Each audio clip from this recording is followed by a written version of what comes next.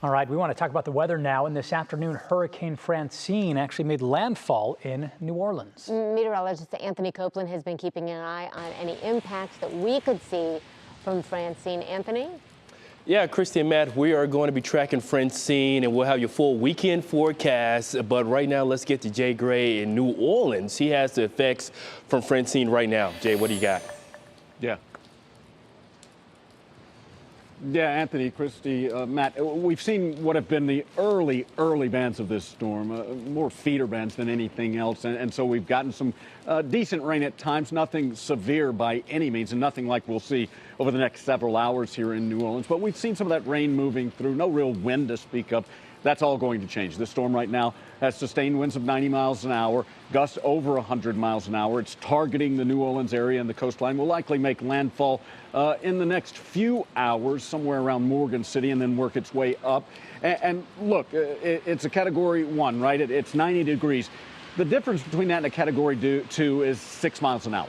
So there's no real effectual difference on the ground between what is this strong Category 1 and a 2. And with that being said, the time to prepare for those in the strike zone has ended. It's now time to just stay where you are, watch what happens with this, and make sure you stay safe. Here's what we can tell you about the situation on the ground in the strike zone.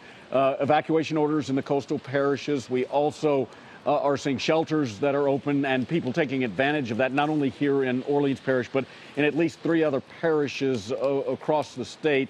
We know that there has been an emergency declaration put in place by the governor here, and there are different things that are going on as far as making sure people stay safe. There's a curfew in place. There are still people out, obviously, and you see that with every storm.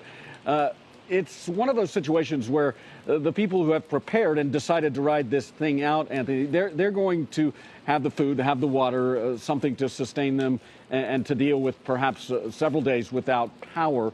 But what officials here are saying is once you've made that decision, at the height of this storm, we're not going to send our first responders out. We're not going to put them in harm's way. You've decided to ride this out on your own. Now, they'll get in as quickly as they can in areas where they're most needed, but that's not going to happen at the height of this storm.